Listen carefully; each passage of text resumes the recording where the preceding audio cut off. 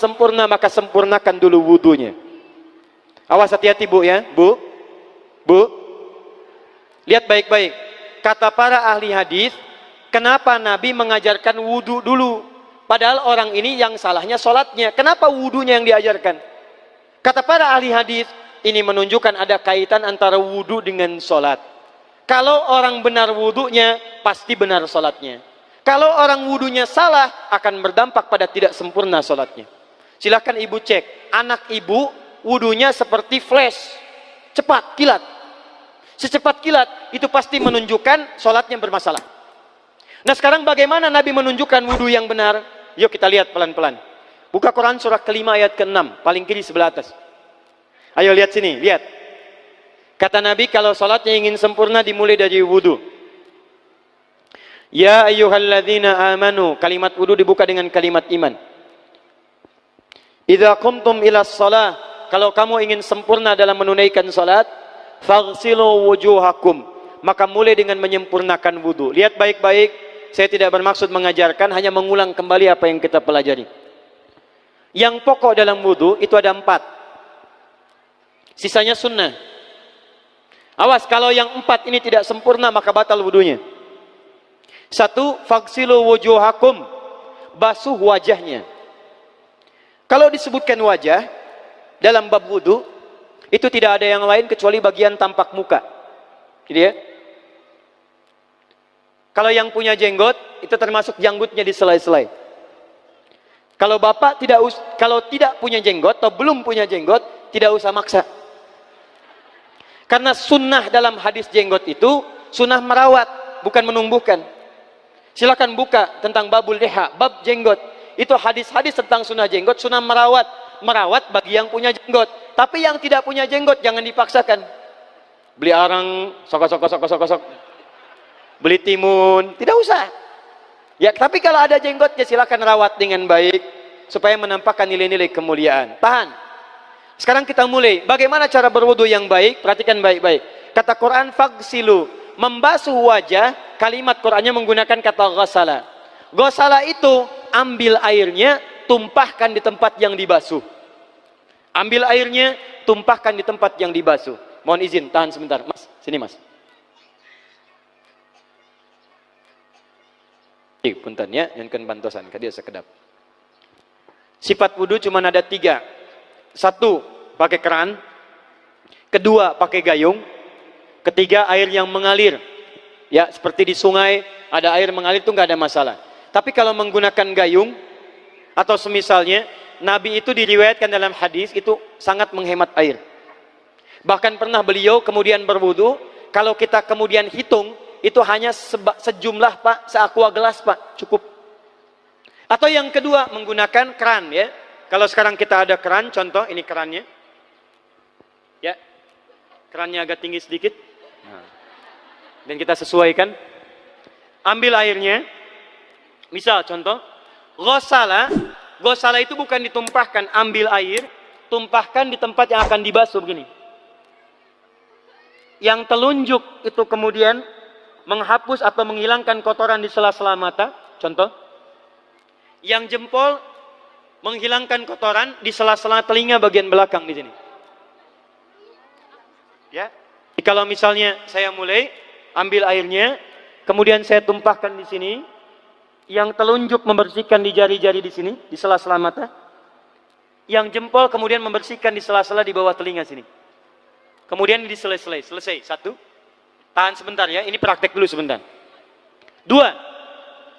Wa aidiakum ilal marafiq, ini yang sering keliru. Dan tangan sampai siku. Ingat, tangan bahasa Arabnya yad, yadun. Tapi dalam ibadah itu selalu diberikan batas. Misal, ini kafun. Ini asabi'. Ini sampai sini rusghun. Sampai sini, Bapak Ibu sekalian, ini namanya mirfaq, jamannya marafik. Sampai sini katif. Dari sini ke sini itu yad, tangan. Dalam bab salat, bab wudu, bab ibadah, tidak pernah Al-Quran dan hadis menyebutkan tangan kecuali diberikan batasnya. Contoh, kita saat akan takbir, Allahu Akbar. Lihat An-Nasai nomor hadis 886. Kata Nabi, fawadha'a kaffahul yumna. Maka orang salat itu meletakkan telapak tangan yang kanannya alal yusra, di punggung yang kirinya. Jadi begitu takbir Allahu Akbar, yang kanan meletakkan di punggung kiri. Apa batas meletakkannya? Cuman sampai 3. 1, yang telapak ke punggung begini, jadi boleh begini. Yang kedua, pergelangan ketemu pergelangan begini. Rusgun ala rusgin. Jadi begitu takbir Allahu Akbar, ini boleh. Tapi nggak usah diukur Pak ya, jangan telat. Allah, pas, cepat. Boleh nanti lebih sedikit ke sini. Yang tidak boleh, awas, ini dilarang dalam hadis. Yang tidak boleh kata Nabi, jangan engkau bersedekap seperti orang sombong. Kata para ulama bagaimana? Ketika tangannya bertemu dengan mirfaknya begini. Ah, ini awas, sedekap yang dilarang, hati-hati. Kadang-kadang ada orang menes ke puncak subuh-subuh sholatnya begini. Ya, awas nih. Cuman 3 kalau tidak begini, begini atau begini. Dan saat mengangkat itu cepat Pak. Hadisnya cepat. Fawadha'a. Fa itu di ilmu nahwu harfu atfin rabitin baina syai'aini bila hudud. Huruf yang menyambungkan 2 peristiwa tanpa jeda, cepat. Jadi antara mengangkat dengan meletakkan langsung angkat Allahu Akbar. Tidak ada gerakan lain. Maaf, saya tidak bermaksud menyalahkan. Saya alhamdulillah ada koleksi 1235 kitab hadis. Saya mencari gerakan dari ngangkat ke meletakkan begini, tidak menemukan gerakan lain. Karena itu jangankan hadis-hadis yang sahih, di kitab hadis palsu pun pemalsu hadis tidak tertarik memasukkan hadis ini. Saking jelas, jadi saat mengangkat langsung begini. Kenapa saya penting terangkan? Karena ada sebagian saudara-saudara kita merasa tidak enak, Ustadz, kalau saya takbir masa kiri duluan, sedangkan kiri kurang bagus, yang bagus kanan. Saya mah pengennya begini aja lah, begitu takbir kanan duluan baru tutup dengan kiri. Jadi begitu diangkat Allah, kanan masuk, kiri begini tutup. Kadang-kadang kaki naik dikit. Nah, itu maaf, saya tidak bermaksud menyalahkan, tapi saya belum menemukan hadisnya. Dan pemalsu hadis pun tidak tertarik memalsukan hadis ini karena saking jelasnya angkat tutup. Jelas ya? Nah, sekarang lihat sini. Dalam bab wudu, bahasa Qur'annya mengatakan wa aidiakum ilal marafiq, dari tangan sampai siku. Ila dalam ilmu nahwu harful ghayah, huruf yang menunjuk pada tujuan, batas dari ke. Ana minal an sa'adhab min Menes ila Bekasi. Saya setelah ini akan pergi dari Menes ke Bekasi. Jadi saya berangkat dari mana? Menes. Tujuannya kemana? Bekasi. Tujuan dalam bahasa Arab menggunakan ila, harfu ghayah. Dari Menes ke Bekasi. Menes ila Bekasi. Dalam wudu, lihat. Aidiakum ilal marafiq, ila sampai siku. Bukan dari siku ke tangan. Jadi saat kita mengambil air wudu, ambil airnya, tumpahkan dari sini ilal marafiq sampai ke siku ke sini. Balikan lagi ke depan. Jadi bukan kerannya dibeginikan, sikunya dibeginikan, takut, bukan. Jadi bukan siku diteruskan ke bawah. Yang tepat itu ambil airnya, kemudian basuh dari sini sampai dengan ke sikunya. Hati-hati, ini ada maknanya. Dan jika benar di hadis Muslim, jika orang wudunya benar seperti ini, maka bersamaan dengan jatuhnya air wudu itu, jatuh pula dosa-dosa dan kotoran yang melekat pada anggota tubuhnya. Tidak cukup dengan amin, nanti kita lihat dulu. Teruskan, saya baru caranya dulu nih. Awas. 3. Wamsahu biru'usikum. Wamsahu, lihat. Untuk wajah pakai gosala, basuh. Tangan gosala, basuh. Tapi ketika berpindah pada yang ketiga, wamsahu, berubah jadi masaha. Tahan sebentar ya. Calik. Duduk sini aja. Lihat sini. Ya, pilih. Duduk di sini atau ngapus. Sudahlah.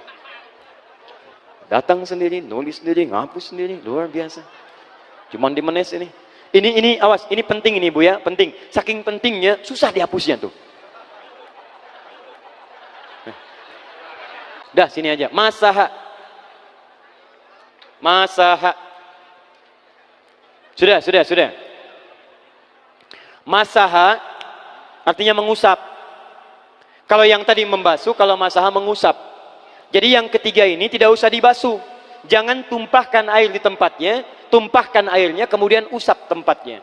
Pertama, wamsahu biru'usikum. Masya Allah, kata Allah, bagian ketiga usap kepalanya. Awas, hati-hati. Tangan selesai pindah. Pindah kemana? Bukan ke rambut, tapi kepala. Kepala. Jadi dalam bab wudu yang diusap bukan rambutnya, kepalanya. Itulah keadilan Allah. Kalau yang diusap kepalanya, semua manusia yang hidup pasti punya kepala. Tapi kalau yang diusap rambutnya, ada ketidakadilan. Karena tidak semua orang punya kepala, punya rambut. Tuh. Nah sekarang lihat sini. Ketika kita diminta mengusap kepala, bahasanya masaha. Masaha itu begini. Ini saya punten. Bismillah. Ini ya. Ambil airnya, tumpahkan, baru kemudian diusapkan ke kepalanya. Paham ya? Kalau yang ghasala, ambil, tumpahkan di tempat yang akan dibasuh. Tapi kalau masaha, hati-hati. Ambil airnya, tumpahkan, baru diusap. Jadi bukan diambil air, tumpahkan di kepala begini. Paham? Ah, tahan sebentar. Dan ini menggunakan huruf ba, Masya Allah. Ba. Lihat, wajah tidak pakai ba. Tangan tidak pakai ba. Tapi khusus untuk kepala pakai ba. Wamsahu bi. Huruf ba dalam ilmu nahu. Coba dibuka yang suka ngaji, buka kitab Bughnil Labib an Kutubil A'arib, halaman 29 sampai dengan 59. Di situ ada penjelasan karya Ibnu Hisham Al-Ansari. Ibnu Hisham Al-Ansari. Itu ada penjelasan tentang makna huruf ba. Huruf ba itu punya 14 arti dalam bahasa Arab. Ada ilsaq, ada istighraq, ada muhabah, ada ba li tab'id. Ba li tab'id dibagi dua. Tab'id ma'al hudud wa tab'id bila hudud. Nah yang ba ini, ba, kenapa pakai ba? Kata para ulama, dari huruf ba yang 14 ini ada 3 makna yang diterapkan dalam ayat wudu. Satu, istighraq. Istighraq itu membasuh keseluruhan. Jadi kalau kita ingin wudu, ambil airnya, tumpahkan, basuh keseluruhan dari depan sampai ke belakang begini. Balikan lagi. Yang kedua, at-tab'id ma'at tahdid. Sebagian tapi dengan batas. Kata Imam Asy-Syafi'i, di mana batasnya ubun-ubun?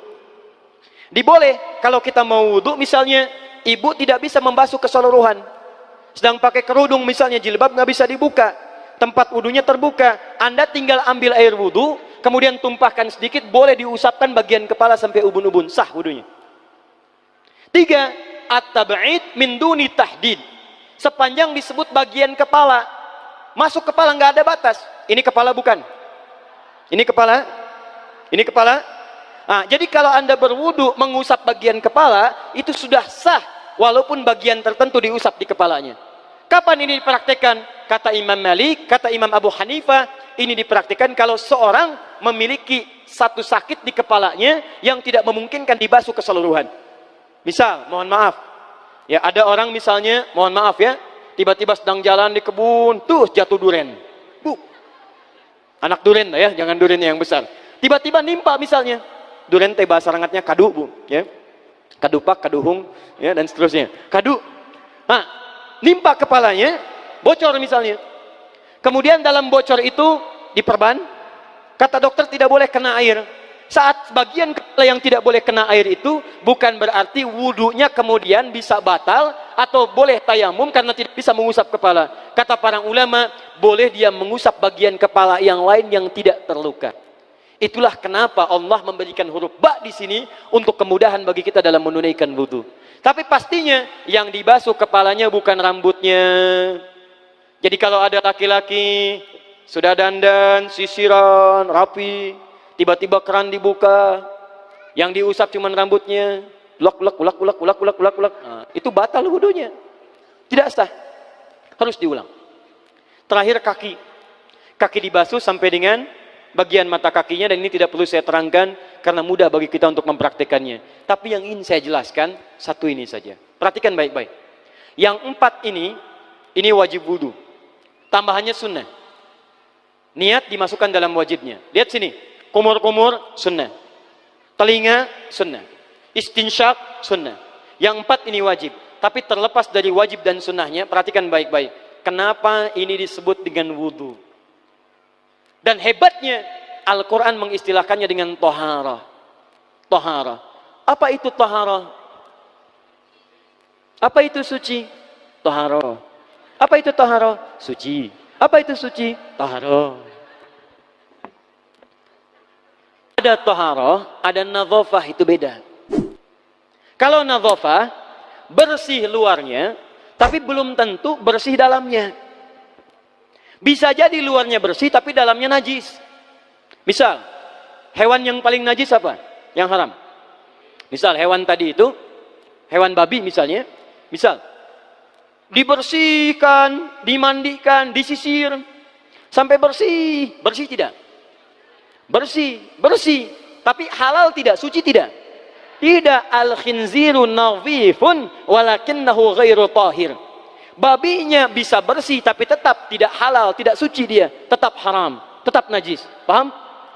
Tapi kalau bersih luarnya dan suci dalamnya, maka kalimatnya berubah dari nadhafah jadi toharah. Toharah. Orangnya disebut dengan tahir. Kalau rajin dikerjakan disebut dengan mutatahhir. Wudu dalam Quran disebut dengan toharah. Seakan-akan memberikan pesan, maaf, orang yang wudu itu bukan hanya bersih fisik luarnya saja. Jadi kalau orang wudunya bersih, bukan cuma wajahnya yang bersih. Kalau wudunya benar, bukan kotoran di tangan saja yang hilang. Tapi mohon maaf, fisik-fisik dalamnya itu ikut suci. Fungsi tangannya jadi bersih, fungsi wajahnya jadi bagus, fungsi lisannya jadi bagus. Makanya kata Nabi, kalau orang benar wudunya bersamaan dengan air wudu yang menetes, maka tumpahlah kotoran-kotoran di bagian fisik-fisik tubuhnya. Jadi kalau kita benar wudunya kumur-kumur, kukumur, masukkan misalnya masukkan, keluarkan, bersamaan dengan keluarnya air itu, maka kotoran-kotoran di lisan pun ikut keluar. Tangan dibasuh, bersamaan dengan dibasuhnya tangan, fungsi tangan yang kotor-kotor itu ikut hilang. Hadis Muslim. Makanya orang yang setelah selesai wudu dia berdoa, apa wudunya? Apa doa wudunya? Asyhadu an la ilaha wa asyhadu anna Muhammadan Allahumma minat waj'alni minal, lihat sini, minal mutatahhirin, minat tawabin. Lihat. Bapak Ibu kan baru wudu, tapi kenapa doanya selesai tobat? Allahumma ja'alni minat tawabin. Ya Allah, jadikan saya termasuk orang tobat. Kita kan baru wudu, kenapa doanya baru selesai tobat? Sedangkan tobat itu mengakui kesalahan, menyesali kesalahan, dan berjanji meninggalkan yang salah, mengganti dengan yang baik-baik. Makanya kalau orang wudunya benar itu, begitu dia kumur-kumur, dia ingat kesalahan apa yang dikerjakan oleh lisan ini. Jadi begitu kemudian ditumpahkan airnya, hilang kotorannya. Maaf, yang suka mencela wudu, selesai wudu tidak akan mencela lagi karena tobat dari celaan. Makanya kalau wudu Anda benar, coba ingat-ingat, siapa korban dari lisan Anda yang tajam itu?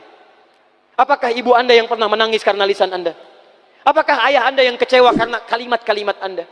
Apakah tetangga Anda yang menjauhi Anda karena kata-kata kotor Anda?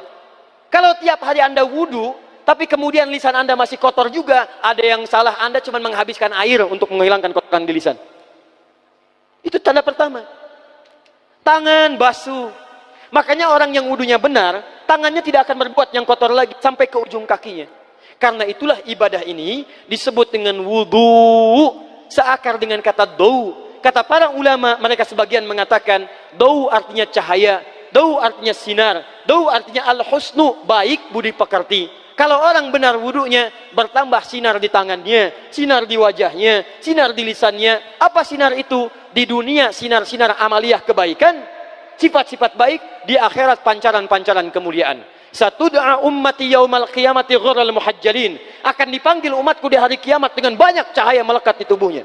Tangannya ada cahaya, matanya ada cahaya, wajahnya bercahaya, kakinya bercahaya. Cahaya apa itu? Kata Nabi, min atharil wudu, dari bekas wudunya. Jadi kalau kita benar wudunya, itu kita jadi orang baik. Ada cahaya kebaikan dalam diri kita. Itu yang disebut dengan tawabin. Makanya kalau Bapak Ibu tiap hari wudu, Allahumma ja'alni minat tawabin, tapi mulut tidak tobat, tangan tidak tobat, kaki tidak tobat, ada yang salah dengan wudunya. Waj'alni minal mutatahhirin, jadikan saya orang bersih dan suci. Jadi kalau selesai wudu, pakaian bersih, wajah bersih, tangan bersih. Ini pakaian bersih, pakai jas, pakai dasi, tapi tangan tidak bersih, korupsi juga, mencuri juga, menipu juga, ada yang salah dalam wudunya. Kalau kita bisa mengerjakan wudu ini dengan baik, maka naik status kita. Disebut sebagai, langsung oleh Al-Quran, disebut hamba yang dicintai oleh Allah Subhanahu wa ta'ala. Di Quran surah kedua Al-Baqarah ayat 222. Saya tutup. Lihat ayatnya. Di ujung ayatnya. Innallaha yuhibbut tawwabina wa yuhibbul mutatahhirin. Sungguh Allah akan sangat mencintai orang-orang yang tobat dan orang-orang yang terbiasa untuk bersuci. Kita selesai wudu mengatakan, Allahumma ja'alni minat tawabin waj'alni minal mutatahhirin. Dijawab oleh Allah, innallaha yuhibbut tawabin wa yuhibbul mutatahhirin. Karena itulah orang yang rajin wudu adalah orang-orang yang dicintai oleh Allah Subhanahu wa ta'ala. Jadi kalau Bapak Ibu, maaf ya, sekarang cek. Kalau batal wudu, pengen wudu lagi. Tidak hanya saat sholat. Sekarang batal wudu, ingin wudu. Batal wudu, ingin wudu. Itu tandanya Bapak Ibu sedang mendapatkan cinta dari Allah Subhanahu wa ta'ala. Tapi hakikat cintanya bukan pada wudunya, tapi berubahlah orang itu menjadi baik dan dekat dengan Allah.